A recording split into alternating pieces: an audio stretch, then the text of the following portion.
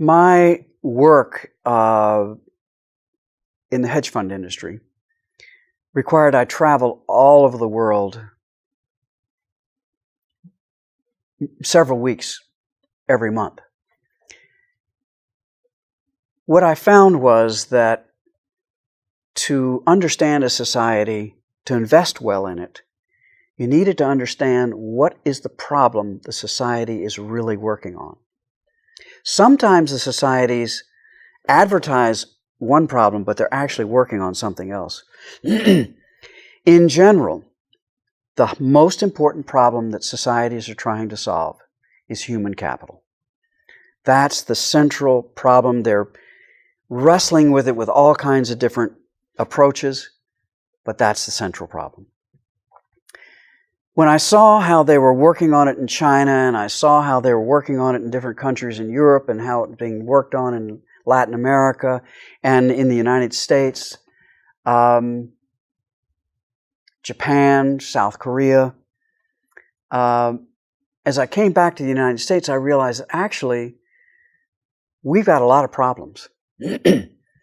Our approaches to human capital development are ones that are actually kind of out of date.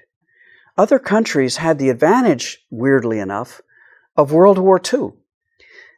There's tremendous devastation in that war, and they got to start with a fresh set of rules. We kept the old rules. We didn't change ours.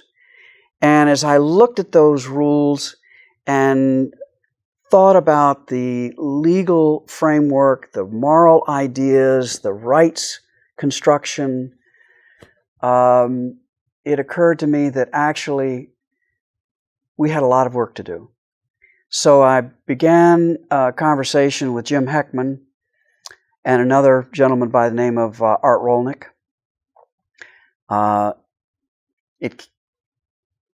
There was some work done to divide up responsibilities. Jim was going to continue to do all the great work he was doing in research, and I would start something called the Invest in Kids Working Group. And the Invest in Kids Working Group met every month, and it considered one piece of evidence or other that gave us information about the economic returns for investing in kids. So 10 months a year, 10 meetings a year, one every month, we would look at prenatal counseling or literacy or quality pre-kindergarten or childcare or health and varieties of interventions that we could tease out to ascertain what is the economic value of engaging in that activity. That group grew very fast. It then became something called the Partnership for America's Economic Success within an organization called the Pew Charitable Trust.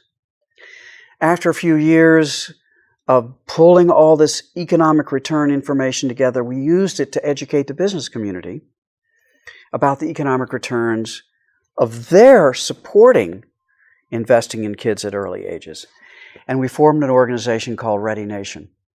Ready Nation now is the largest business early childhood advocacy organization in the United States. And it's now spreading. There's a Ready Nation Brazil, there's a Ready Nation Uganda, there's a Ready Nation Romania, there's a Ready Nation Australia. It's sort of spread around the world. But Ready Nation US is 2,000 or more business people who understand all the work that Jim and Stephen are doing, and all the work that the Human Capital and Economic Opportunity Global Working Group are doing, the findings. And they are able to go to talk to legislators and policymakers about why they need to invest more in kids and parents. The original focus was on early childhood. We are now, Ready Nation is now focused from conception through young adulthood, about being age 23, 24 years old. It was those early years of global travel and looking what other countries are doing and comparing it to what was happening in the United States, the enormous evidence of increasing income disparities, and then when the Defense Department found that 70% of American 17 to 24-year-olds could not qualify to be a United States Army private, then it was very clear something had to be done. That's how I became deeply involved. That's how friendship and partnership with Jim Heckman and Stephen Durloff and everybody in the working group got established.